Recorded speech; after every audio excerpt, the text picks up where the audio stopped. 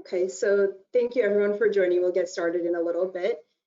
My name is Victoria Singer. I am the Manager of Product Development at the PAN Foundation. So I just want to share just a couple of housekeeping items before we dive into this exciting discussion we have planned. Firstly, we are recording this webinar and a copy will be made available to all attendees and registrants in the coming days on our website. Definitely feel free to ask any questions of our staff in the chat box and we will funnel them up to the panelists and the speakers at the end of the presentation. Any questions that are not answered during this webinar will be answered afterwards directly via email, so don't be shy. And lastly, we will also share our contact information at the end, so you can absolutely feel free to stay in touch with us when the webinar ends as well. We are so glad that you are all able to join us today for part 2 of our webinar series called the Implementation of Financial Navigation Services. Today, we are sharing with you what we call lessons from the field, where you will hear firsthand experiences from providers who've actually implemented navigation programs within their practices. They will share lessons learned from their implementations and strategies for all of you attendees to learn for your own practices. We also have 2 technology demonstrations from financial navigation software companies. Today, you're going to hear from several speakers. We'll have Sylvia Love, Revenue Cycle Manager at Oncology Consultants, Becky Tinder, the Director of Dispensing Services at the Ghosh Center for Oncology and Hematology, and Yen Nguyen, Executive Director of Pharmacy at Oncology Consultants. Unfortunately, Yen had a last-minute cancellation, so we won't be able to hear from her, but you can absolutely reach out to her at the end of this webinar as well. And hopefully Sylvia will be able to cover some of the exciting aspects of the navigation program that Yen and Sylvia were able to implement together at Oncology Consultants. We also are doing something a little different with this webinar, where we will have software demonstrations from 2 financial navigation companies, featuring Amanda DiMarzo, the Director of Customer Success and Clinical Pharmacy at RX Lightning, as well as Rick Carpentier, Head of Provider Sales at TaylorMed.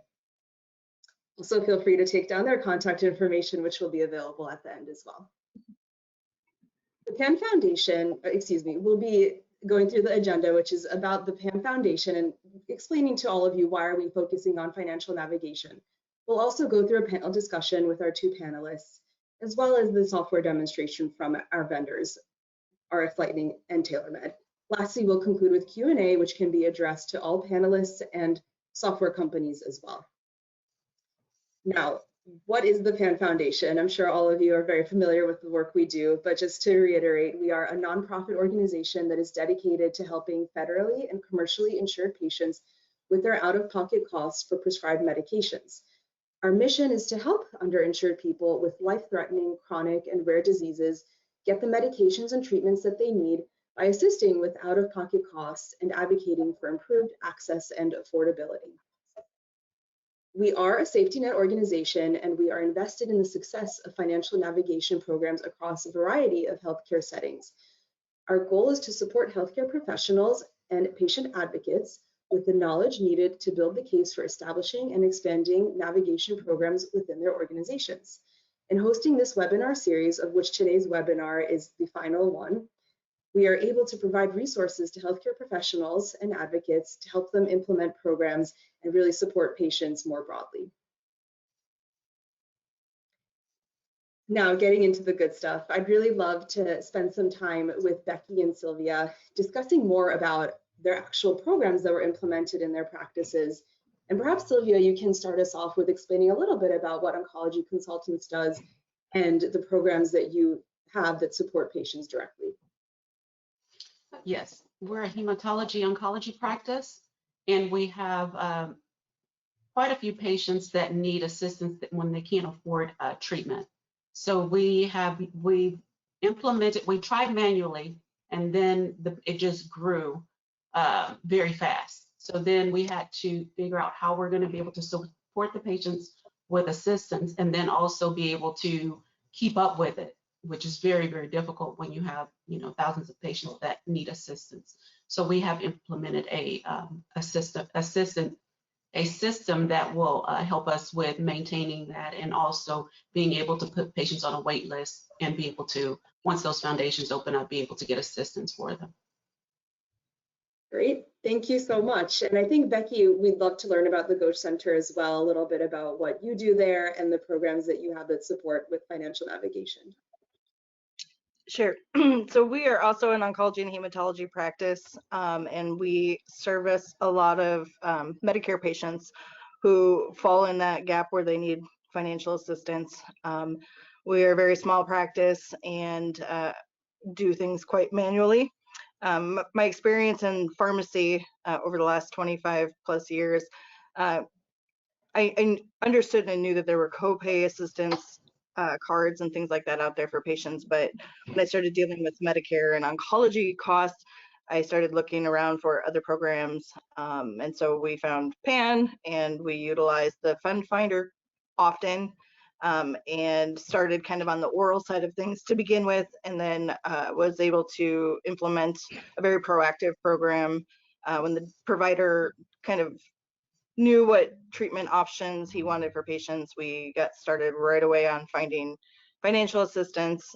We never decided if $1 was too much or $1,000 was too much. We did the same financial assistance navigation for every patient that came across our desk. And I was able to teach another person in our business office how to look for these funds, and it's been quite successful, and the patients appreciate it for sure. Great. So I think maybe asking both of you just to compare the sizes and scopes of your practices, how many providers are in each of your groups, and how many patients are generally seeking support from financial navigation services? Well, we have 14 locations along with over 20 providers, Okay. including, nurse practitioners and physicians. Okay. We have one provider, one mid-level, so a very small practice in Iowa. But we, like I said before, we don't try to decide for the patients. It's everybody gets the same navigation, because we never know, what is too expensive for any patient. So. Sure. Great. So very different size practices for sure, and geographies. I think, Sylvia, I forgot to mention that you are based in Texas, and so very different types of patients as well. Yes. I wanted to spend a little more time with Becky, just diving deeper into the specific program details that maybe you can share about the implementation and the cost savings as well. So like I had mentioned, I was the only person with any kind of pharmacy background working at the practice.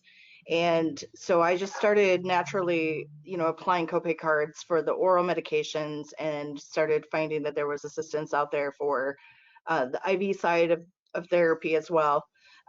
Being one doctor and one mid-level practice, we're pretty proud of these numbers. It's gone up a little bit since this data was published, but we found that financial assistance was one of the key elements to better outcomes for patients. And we actually had a research team come in and look at what we were doing, and proved that our patients were living longer. We all know that when patients are compliant on their medication, that they're going to have a better outcome. And so the fact that we were averaging about $2 million a year in financial assistance for our patients, the fact that we were able to prove this on paper and have it published really meant a lot to us. And this was just from being really proactive and finding that assistance for every patient that came across our desk. We didn't discriminate against again, who needed it, who might need it. That wasn't our judgment call. We just went ahead and got it for everybody, and these are the results. I mean, 5-year statistic rates for survival being, over 4 times the national average is pretty significant, we think. Yeah, and I love how you just so clearly spell out that offering financial assistance does provide better outcomes, because one of the barriers we've typically heard from providers at PAN is that their superiors or their managers often push back on implementing navigation programs or supporting this type of work, because it doesn't really help them with their return on investment. But the return on investment in terms of patient quality of life and just living is so huge and obviously immeasurable. And it's wonderful that you were able to quantify the actual success of the program. And I think it really speaks to how wonderful it was and how great the implementation was. So it's really exciting that you can share that with us. I would just say, you know, I mean, in an oncology world, outcomes for patients and quality of life is one of the things that we look for the most. We can't cure Right. everybody, obviously, but if we can give them a quality of life that is more meaningful, a lot of times more than saving people. Absolutely. Very well said. I want to talk about what existing resources you both currently leverage to build or enhance your programs. And maybe, Becky, we can start with you. You mentioned a little bit in your introduction about financial assistance through nonprofit organizations and copay assistance, and maybe we can talk a little bit about that first. Yeah, so, you know, it was really easy for me to get this implemented because I just started doing it without even asking. And then I was able to go to the provider, the owner of the business, and say, this is what I've been doing. This is what it's been saving patients. And also, it's a benefit for the business, you know, especially on the IV therapy side of things. You know, if you're dealing with a lot of Medicare, you're maybe making money, but a lot of times you're not. And if you have patients that are making payment arrangements, finding financial assistance from an outside source helps kind of the cash flow and the bottom line of the business. So it kept our doors open so that we could provide that service for patients. And it, you know, everybody was on board. There was no pushback.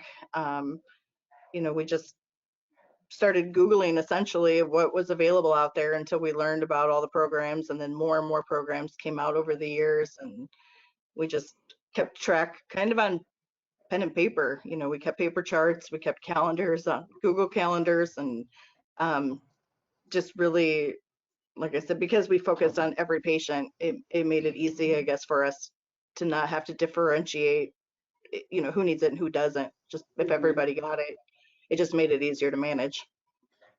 Great. And then Sylvia, I'd love for you to talk more about the assist point and how your group has actually used that to better help patients as well. Absolutely. So Assist Point, it also combines with our practice management system that we utilize right now. And when we started out with paper charts, keeping everything, you know, and trying to manage it that way. But as we grow, we're not able to do that. So what we did was Assist Point is that middle person or middle program software that helps us keep up with our patients, what patients we've applied for assistance. If they weren't able to get assistance, it's been able to put it on a wait list. So as soon as those foundations open up, it alerts us and says, hey, these are the patients that qualify for this assistance. So it's not more, it takes the manual out of it for us because it's very difficult. And I, you know, Becky, as far as their practice, is great that they're able to help everyone. And that part I really love. But unfortunately, on our side, since we're so huge and we only have 2 financial counselors that go out along with Yen to try to seek assistance for these patients when the foundations open up, it's very difficult. And we help patients that ask for assistance. And it's still quite a few patients. And we put them on a wait list. It's that holding tank for all their financial documents. So once that assistance becomes open for them, then we're able to just fax that information over through Assist Point and not having to go to the fax machine and submit, and it holds whatever we submitted to that foundation. It also does a countdown for us of when the funds are about to end and let us know that it's time to look for more assistance for that patient. Mm-hmm. And how did you learn about Assist Point? It's a vendor. When we would go to the practice management system conference, they had their, you know, the vendor out there, and we just listened, sat in one of the classes, and it was uphill from there. And we've actually helped where they're able to get into our system, see what payments we've posted towards that foundation. And it's just been a great help for us.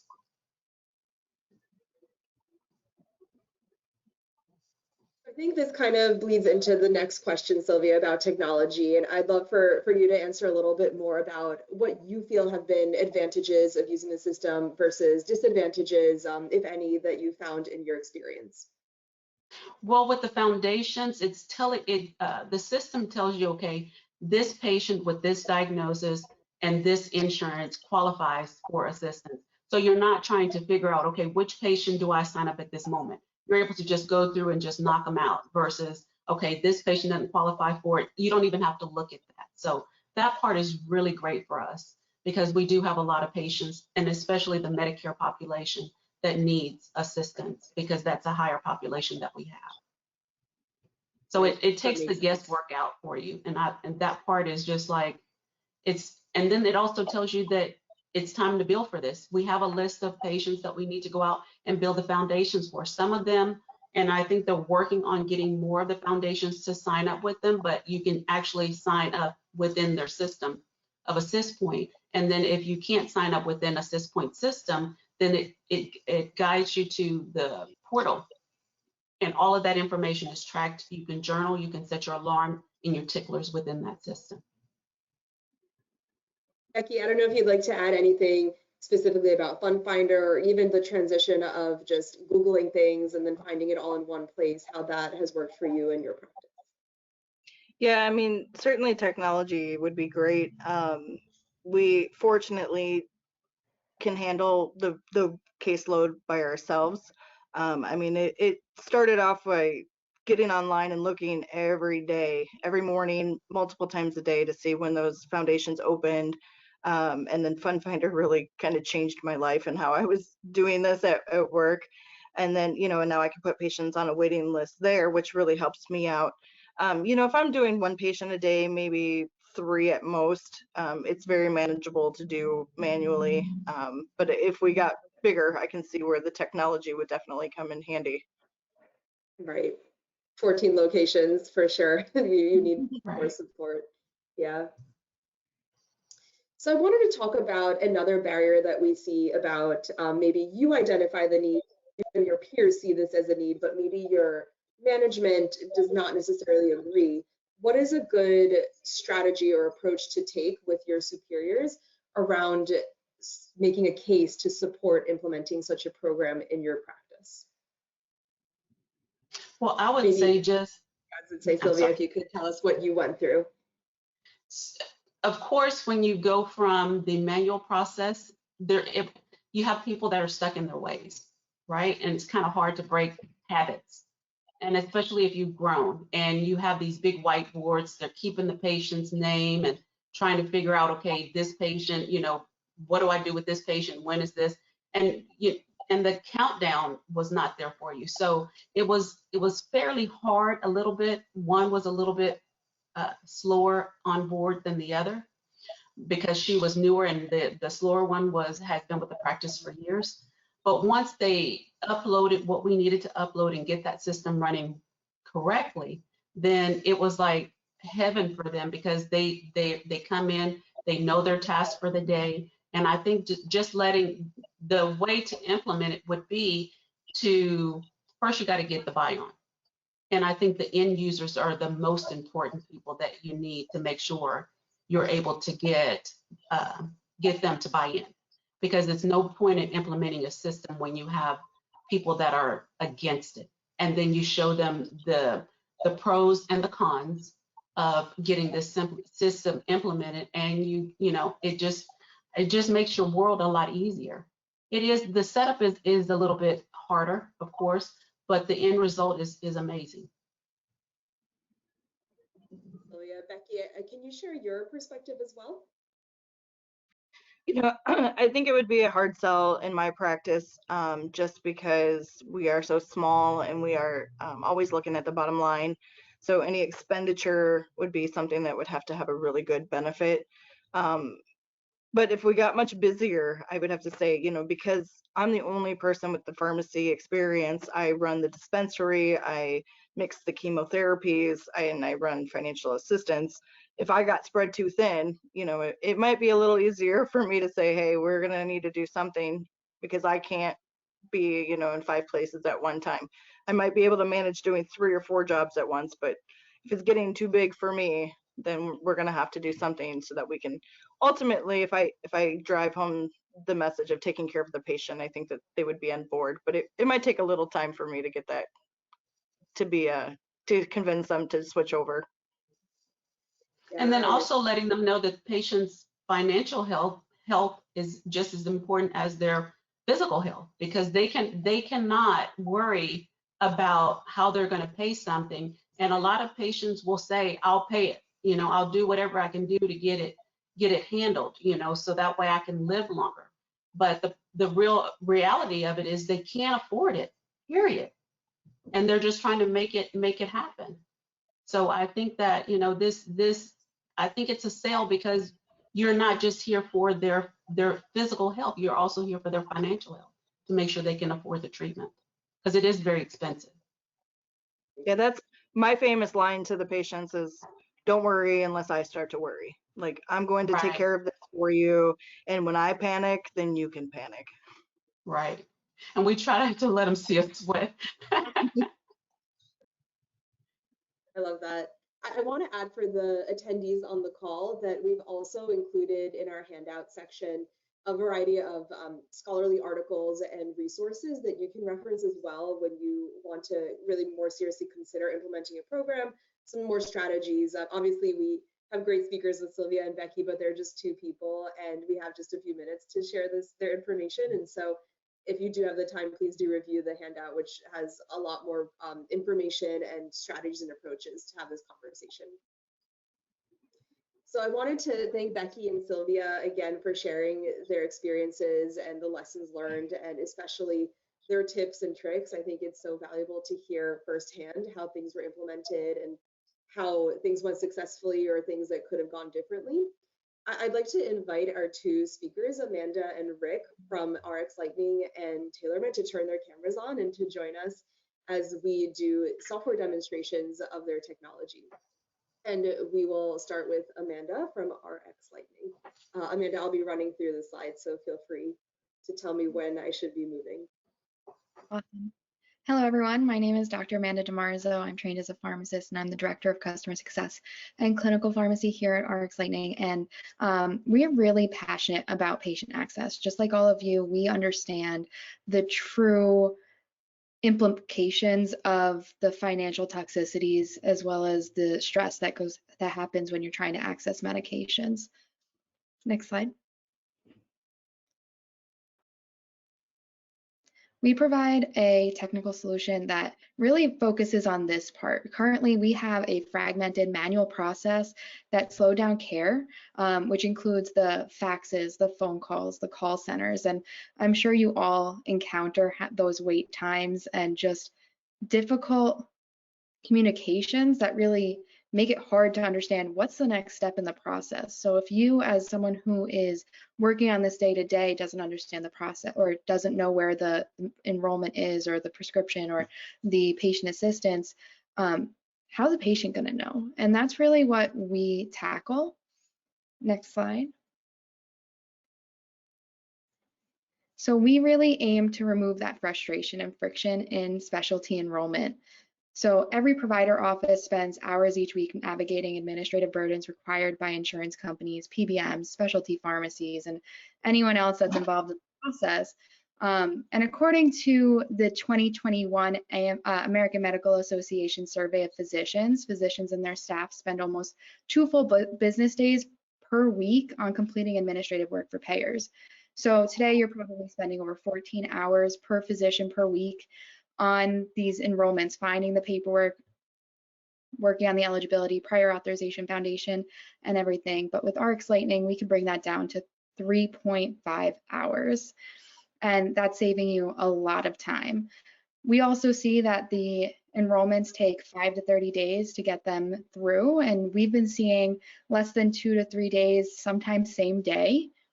And then right now you're also navigating 15 or more websites, payer portals, manufacturer portals, foundation portals, and with us, you're really only going to be using one. And that can really limit the burden. I hate changing my password on things, and I always forget them. So I appreciate when it's a one password solution. Next slide. We provide a free provider solution for the whole journey. So we provide it for free to the users, and the users are you. So the offices, the biologics coordinators, the financial navigators, anyone who's working on that financial navigation piece in that office is free to use our solution. For specialty pharmacy, we work with a bunch of different areas, but that's not the focus today. Today, we're focused on the financial navigation and assistance. We do the eligibility verification, real-time benefit check, electronic prior authorization, the foundation search, foundation enrollment, and we provide an end-to-end solution that goes across the entire experience. And in many cases, we provide real-time status updates, two-way communication, and you can also use our platform like a CRM to manage your patients and track what's happening. Next slide. Here you'll see a video of our enrollments in triple time to go through, and you can fill out all the information directly online. And this gives you a simplified workflow through what you need to fill out to get that financial assistance and move it to the next step. As you go through, you'll see that we have some securities in place that allow you to do the prescription if there is a prescription involved with some of the foundations or patient assistance. With that, we also have the foundation piece, which was at the end of that video. And overall, we are simple, fast, automated. We have an end-to-end solution, and it's free for you as a user. So we really are eager to work together to help patients gain access to their medications and overcome these financial toxicities that occur. Thank you. So thank you, Amanda. And now I want to hand it over to Rick from TaylorMade. Good afternoon, everyone. If you could advance the slide. It sounds like everyone is focused on a growing problem in America today, and that is the patient is being put in a position where they're more and more responsible for financial obligation of the care on one side of the fence. On the other side of the fence, medications and treatments are rising in cost. So this is putting providers like Sylvia and Becky in a position to deal with a dynamic that they've never really had to deal with, nor is their technology in their practices capable of providing that. If you could advance the slide, please. Affordability has reaching impacts across the entire provider organization and setting. It was great to hear that both of the ladies on the call today are thinking about it not only from a dollars and cents perspective or a bottom line perspective, but a quality perspective, quality of life for the patient, the outcomes for the patient, the overall experience with your practice for the patient, as well as from the provider vantage point as well. Ordering the medications, ensuring that the patients are adhering to them as a result of no financial barrier, as well as the ability in the event that you are on the hook for making investments in the drugs that you're dispensing. Through our solutions, you're able to reduce or provide much more effective ways to control costs around your drug spend. If you could advance your slide. So TaylorMade at its essence sits in between the providers and the care that they're delivering and the over $41 billion of financial assistance out in the market, from the wonderful folks at PAN and foundations like PAN to the pharmaceutical manufacturers to other sources of financial income. We're sort of that intermediary that sits between the providers and all of that opportunity. We consume data from your EMRs on a nightly basis. Our advanced algorithms and matching criteria identify those patients that are most likely to benefit from external financial assistance and route that information to the appropriate staff member within your organization. In addition to identifying those patients, I believe Sylvia had made a comment earlier about the ongoing tracking to ensure that when funds open or are made available, if they aren't originally made available, we're identifying those and we're bringing those to the forefront real time so that your staff can effectively and take action and get those patients enrolled. In addition to that, we're constantly monitoring as changes occur, changes in treatment, changes in insurance profiles and other that could dramatically impact what funds and other things that those patients would be eligible for. If you could advance the slide, please. We represent the largest network in the country that is driving, this mission of removing financial barriers to care. large provider organizations, both in the acute care space as well as the ambulatory space, is a wonderful peer group that's helping advance our product on a day-to-day basis from features and capabilities. We're working directly with the manufacturers themselves, streamlining all aspects of the enrollment and approval process. We're also working out in the independent specialty and retail pharmacy space as well, impacting those patients' lives. Together, we're driving the change. We're all contributing to the innovation of the product, and we're driving real results. You can advance the slide. To date, we've secured over $1.5 billion in financial assistance on behalf of our clients. Our technology has enabled them to do that. From a financial perspective, getting down to the patient level in areas where copay assistance and other are relevant. We're bumping up the ability to drive yield or improve collections to the tune of over $2,000 per patient. And in areas where you're investing in the drugs themselves, through free and replacement drug programs, we're also helping reduce the cost of that spend. So we're really getting at the key of driving down the cost of delivering healthcare. You could advance the slide, please. We're doing this in a variety of different settings within the health system, within specialty pharmacy, within specialty provider groups, ambulatory setting, primary care, and cancer center infusion centers, as well as addressing some of the other items, not just tied to medication costs, but living costs, transportation costs, nutrition, other things that are dramatically impacted when patients are going through rigorous treatment protocols and incur costs outside of their medications as well. We're helping them augment those with the foundations and other funding sources. If you could advance it, please. We're doing this through three main sort of modules. The ethos of that, or the heart of the system, essentially is the financial navigation platform that's doing all of that work. We're doing the identifying of the patients. We're doing real-time benefits investigation. We're calculating out-of-pocket estimates for the entire treatment regime, not just the event or the encounter. We're matching them real time with the funding opportunities in certain cases where we can, and the technology supports it. We're doing the auto enrollment process through our technologies, as well as the ordering and the tracking of the free and replacement drugs.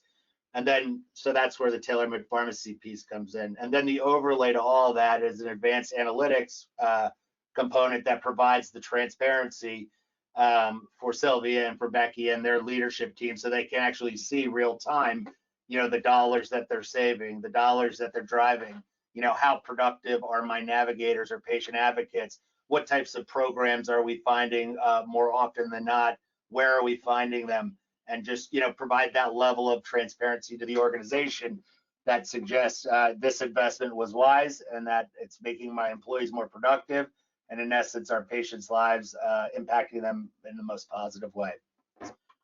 That's about it for me today, Victoria. Oh, and one last piece. I'm sorry.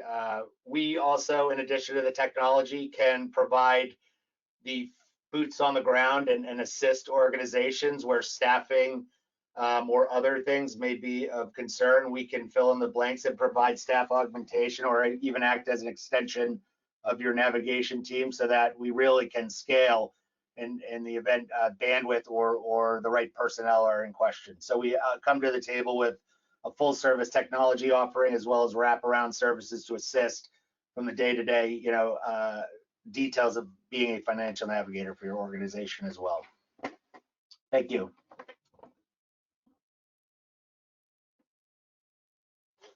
Thank you, guys. I wanted to say, just before we get into the Q&A and we invite our other panelists to join, I wanted to thank our two software demonstrations from Amanda and Rick.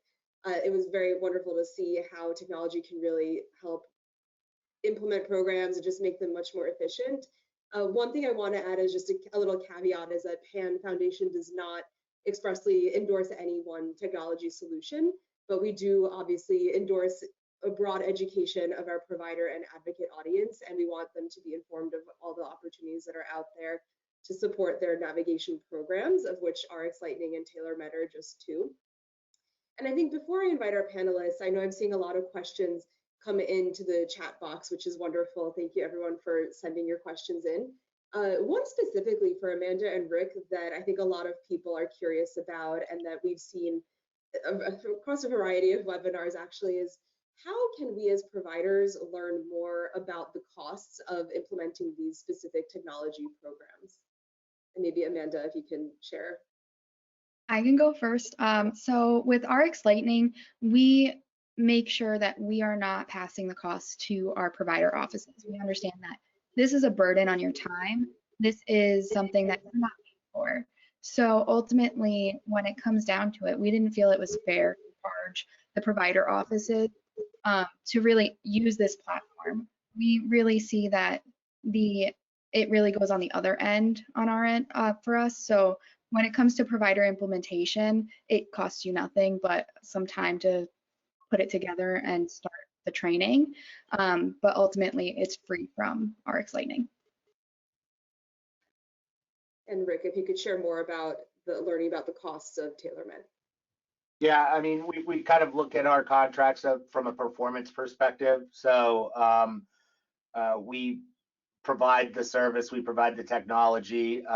We understand from a baseline how, if you are performing at any capacity to date, and then as we improve and drive more dollars and assistance, we share in the savings with the practice. Great. And of course, for all people attending the webinar, there's contact information which will be provided at the end as well. But you can feel free, of course, to reach out to Amanda and Rick individually offline after this webinar. I'd like to invite our panelists to rejoin the video and audio portion of our call so that we can get into Q&A, which we have a lot of great questions coming in from the audience. Thank you, Becky and Sylvia.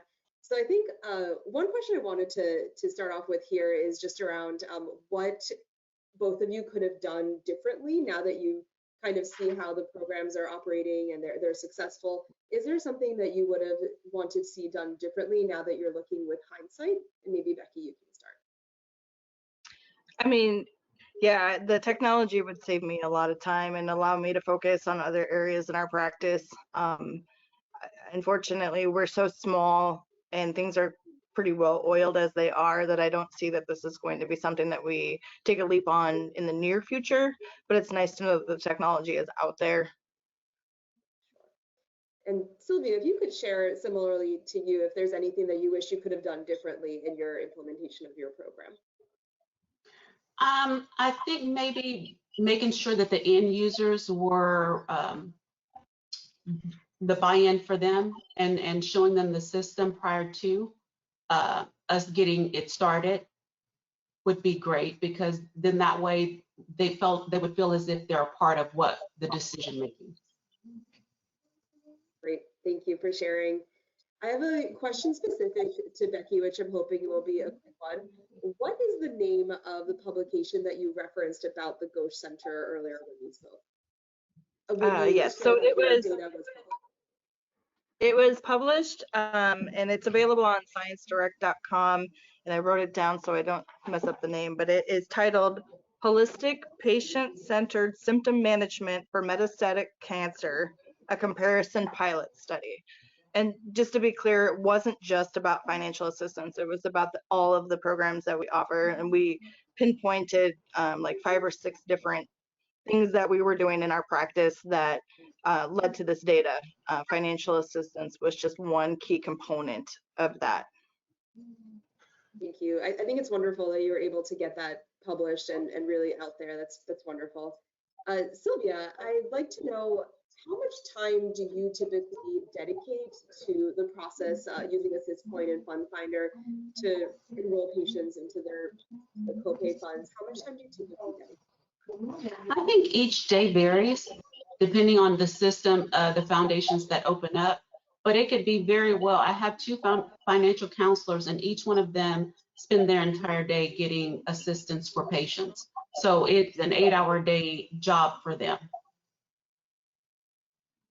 Thank you. Becky, can you share your perspective as well? Yeah, so I built kind of like a flow chart in our practice. So we know kind of right off the bat if a patient's going to qualify for either a copay card, a grant through a nonprofit organization, or perhaps we'll have to go for a PAP. And so that really kind of helps streamline things. I can spend anywhere from 15 minutes to a half an hour on a patient, depending on if funding is open. Of course, with Fund Finder, it makes it really easy to go. It's not, and I definitely have a list of favorites that I would go to before others, just because I know that it's easier to fill out the application and that the turnaround time is much quicker. You get instant results versus having to wait for a fax or a piece of mail. And we start off with when the doctor knows what treatment options he wants to go with, we have the patient sign a piece of paper that gives us the permission to go ahead and find these assistance programs for them. So before they come back in for their education appointment, we are able to work on that behind the scenes and not have to call them, 3 or 4 times to get more information. We ask them to bring their financial records with them. They give us a good idea of what their income is, and then they have to bring the proof of that at their education appointment so that we can kind of finalize things. But it seems to work pretty well for us in our small practice anyway. It's like you're reading my mind. I was going to ask, how do you get consent from patients to enroll them into these funds on their behalf? So it seems like you do it before they even, when they go to their doctors, before they even have to seek assistance, you're already on top of it. Yeah, like I said, we're very proactive about it. So when we know that a patient is probably going to enter into some sort of treatment, whether it's oral or IV, we go ahead and get them to sign that.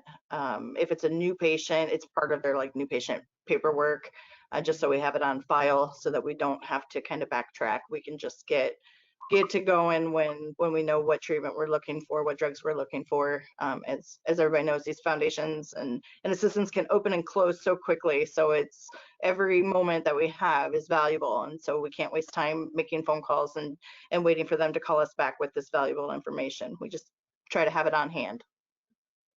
Great. And Sylvia, how do you deal with patient consent to enroll them into funds? We do have a form that they sign off on at new patient intake. Then we also have where we've had to call them and a lot of our patients ask for assistance. So at that point, they're willing to sign. But we have ran into where there's difficult times with getting the signature. You have to get their signature and the doctor's signature. So it makes it sometimes a little bit stressful trying to make sure both parties sign and you being the middleman. So that part is, it can be tough. But for the most part, we ask at new patient intake time. And do patients typically have a lot of questions about it? You said that sometimes it might be difficult getting signatures. What is the concern or the barrier that you're seeing with getting those signatures? Right. Some of the patients don't want to give their social. Some of them don't want to hand over their financials because they feel like you're too much in their business. I think they don't want to take the time, and they're already frustrated with having to go through chemo treatment. They're getting and having to get their mind wrapped around that, then also getting their mind wrapped around having to send documentation. It may not be easily accessible to them, and it's just a feeling of nervousness, and they're just trying to get their minds wrapped around everything that's happening, and it happens so quick for them.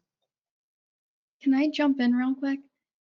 So one of the things that we did at RX Lightning is we heard this complaint. We know that this is an issue, and we wanted to empower our patients to provide that information in a comfortable environment. So we have a remote patient authorization process where you can trigger a notification to them and then they can sign virtually. And this was for the foundation piece. So they wouldn't be sharing the information directly with you to do that. They would be doing it themselves. So it adds a privacy level and it's all HIPAA compliant. So we found really a really good success with that. Just because we've heard that, and mailing of forms to patients so that they can mail them back, and that whole chain is something that really technology can fix. Technology is here to make our lives easier, and we're in the age that we can use it, so we might as well. On the flip side of Wonderful that, to hear that. we deal with a lot of Medicare patients that don't understand Yes, technology. So that does not work well we're in our setting. And I have patients that and it will talk to frustrates me them more. openly. I have patients that'll talk to me openly, but not my coworker because they don't know him as well or trust him as well. Um, so, I guess maybe because we're in oncology, it's a little different where they're just very thankful for all the things that we're doing for them, and there's a level of trust in what we're providing to start off with. It makes it a lot easier, but I do find that patients have the same thing. They don't want to give up their tax forms. They don't want to give up their social security number. So we just, we sit down with them and work one-on-one with them as much as we can to ensure that everything is safe and secure and that the information is not being shared, and things like that to make it easier for them. Mhm. And to add to that, not only do you have patients that don't want to give you that information, they have been, their pride gets in the way as well. Why should I ask for assistance? Why do I have to ask for help? And it makes them a little bit of, uneasy with that. And then also being a little bit of overwhelmed with us asking them for all of that information. And they feel like they don't qualify anyway. So why should they give it to you? Why should they even fill out the paperwork? Yeah, So, that's part of the reason why we take a very proactive approach to it. We usually work up what their cost of treatment would be without the assistance, and then say, but hey, this is available to you. We can get this started, and bring your costs down to nothing, hopefully, or next to nothing if possible. So giving them like, hey, this is what your treatment would cost without the assistance. This is what it could be. Really helps in our favor. and the one other thing that really helps is that you're able to, when you get this assistance for the patients, that you're able to backdate it and not just go from that original effective date, because that gives that patient the realization of, oh my God, I can't afford this treatment. Okay, can I go ahead and get assistance? And being if the foundations or whatever's open to them, then they're more open to signing up because they really don't know what they're in for. Yeah. So that part is I very guess, helpful to be able to backdate it. and the only other thing that patients usually kind of come back at is that they say it's too good to be true when you say I found some assistance for you, and then they get worried, do I have to pay this back? What if we make more money than what we originally said? Would we have to pay it back? And so a lot of reassurance that yes, you qualified, no, you wouldn't have to pay it back, and no, it's not too good to be true. This is real. Mhm. So a question for Amanda and Rick about the technology specifically.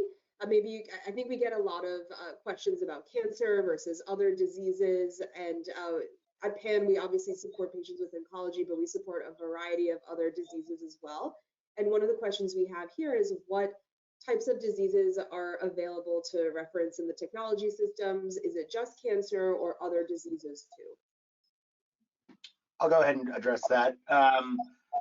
Cancer is probably the overwhelming majority just from the nature of the disease state and the cost of the medications to treat it. But our database, I mean, we're curating a database of something 7,000 to 8,000 different external funding sources, of which PAN is certainly one of them. We're agnostic to disease. It's really driven by what the funding opportunities that are out there. We're seeing a significant amount of traction in other specialty lines where medications are high cost in the form of like rheumatology, neurology, gastroenterology, and things of that nature. So we're not limited to just oncology. Sure. We currently offer solutions for over 1,200 drugs, and that goes across oncology and specialty drugs. So specialty drugs are also high expense on average. It costs about $80,000 a year for someone to be on a specialty medication, and they're often on it for the rest of their life. And with that, it's not just the specialty, it's rare disease and orphan drugs as well. We cover anything from oncology, rheumatology, allergy, neurology, rare diseases, orphan diseases, just really anything that would be high cost, high expense. And we cover hub services, app services, foundations, and the specialty pharmacy piece. But ultimately, when the drugs cost over $80,000 per year, and the U.S. median household income is around $69,000 a year, it's unaffordable for more than half of the population. So it's really a matter of making sure that patients feel supported and can get that assistance when they need it. And it is a pride issue sometimes, but ultimately, the assistance that's out there is often available to more people than they realize. It's not just for the bottom 10%. It's really for the majority of the population, and that's really something that is an education piece. So yes, we cover all the different disease states because yes, oncology is expensive, but there are a lot of other disease states that are coming to the forefront that are also just as expensive. Great. Thank you, guys. I think one more question on the technology piece is for Amanda, maybe first. What would you say is the savings per full-time employee from implementing a manual process versus moving into the RX Lightning process? So the cost savings there really depends on your process in office and what you're currently doing versus what you will be doing. You're going to be saving a lot of time, and time can equal money to an office. I know a lot of people don't like talking about it, but essentially you can translate that to a cost savings based on hourly wages and full-time employee time. But it ultimately comes down to not everyone has the staff to do this process, and it's not a paid process. You're not getting paid by insurance to do this. So it's making the most of the time that you have. So if you're like Becky and you don't have 14 providers, but there's only one of you and you're also doing a bunch of other things, it can save you that time so that you can take an extra moment when you're mixing chemotherapy.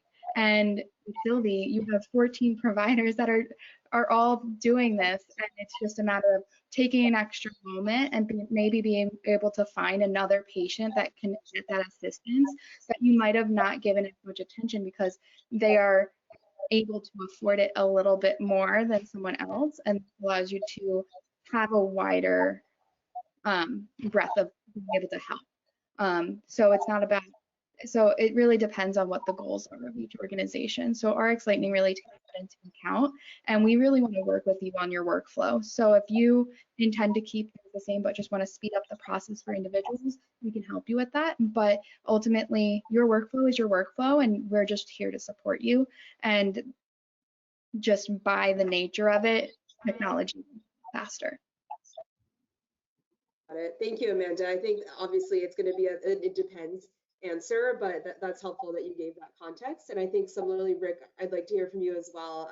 If you could share your perspective from TaylorMed about the time and cost savings for a full-time employee from a manual process to an automated or more technology. Well, yeah, I certainly echo Amanda's position. It makes them incredibly efficient. There's very talented financial navigation professionals out there where we kind of look at it a little bit differently. We're looking at it as, what's the number of approved opportunities a navigator can do in a month, right? Or on average, financial navigation staff that are using the TaylorMed platform are doing to the tune of 50 plus approvals per month per navigator. So we're thinking of more of how do we expand the scope and the universe and cover more patients and get more approvals on behalf of those patients so that we're not leaving anyone behind, right? I think you could probably do a time study and squeak some time out of a person's day, but we're looking more of how do you scale that person to make sure that your entire population is being engaged with and is being serviced in an appropriate way. So that's kind of our KPI that we track. Thank you, Amanda and Rick. And I think one last question for Becky and Sylvia, I think to close this out in a nice way. So we heard from Amanda and Rick talking about the the value that this brings to your organizations. I think from Becky and Sylvia's perspective, we have an interesting question here. What if my organization doesn't have the resources, wants to, but doesn't have the resources to move to a technology solution? What advice can you share with me for how I can maximize the financial navigation I can provide to my patients without technology? I would Becky, if you say, could share. yeah, I mean, if you don't have the resources, network. That's the best way you're going to find the tips and secrets of the trade per se. Talk to people that have been doing it and have kind of gone from the ground up as things have gotten more streamlined and simplified and easier. 10 years ago, it was much more difficult than it is now. And a lot of us that have done this in oncology, I mean, we just kind of, I think, paved the way. I think oncology is one area that pharmacy got involved in early on. It's one of those specialties that pharmacy got involved in, and so we knew that there were programs out there, and we kind of took it and ran with it. Now we're seeing other disease states, finding their way, and we're here to help. I mean, so network, find groups, and COPA are oncology groups, but even I'm sure that if you tapped into their resources, they'd be happy to share, kind of how they've started and where they've been and how they've gotten here. And we'd be happy to bring you up to speed and get you where we're at now. Great, thank you. And I think, Sylvia, parting words of wisdom from you as well. What advice can you share with patients about how they can maximize the financial navigation in the event that they can't implement technology solutions? I would say making sure that you have someone that's detail oriented, understand what they're looking for, what type of assistance they're looking for patients, because it's not just drugs that are covered. It's so many different things that you can find out there for foundation assistance, which is paying your premiums, helping you with premium costs, helping you with if you're a cancer patient and you need wigs, whatever situation you can come up with, there's probably assistance out there for it. But just having that knowledge and being able to go out there and do your research, and also, like Becky said, get with someone that has gone through the process. So I think that it's been we've had tough times and we've had easier times. I also think that with the system that Rick is saying with their system, they have where they're able to integrate with your EMR system to help you identify patients from the very beginning. Those things I think you should take into consideration when you're picking the best vendor for you and your practice. Thank you so much, everyone. I just want to end on this, obviously, concluding slide here with our contact information. I want to thank everyone, Amanda, Rick, Sylvia, and Becky, who were able to share with us today their experiences and the software that their companies manage. We hope that you all attended, found this information useful.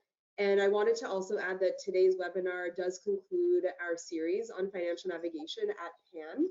And we do hope that you can use all of the information throughout the 5 webinars we've hosted this past year to help you implement a navigation program within your practices, or to start to modify the one that you currently have.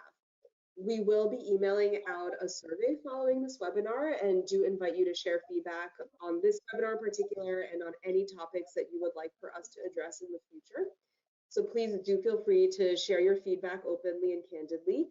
And also feel free to contact any of us that you heard from today with any questions, and we are happy to address anything further. As you can tell, everyone here is very passionate about the work that we do in financial navigation and in supporting patients on the bottom line. And so that is something we want to just reiterate, that it's very important, the work that everyone does, but specifically improving the quality of life and the patient experience is really driving all of the work that everyone does here. So again, thank you, Becky, Sylvia, Amanda, and Rick, and I appreciate all of your time. And thank you everyone who was able to join us for this webinar today. Have a great day.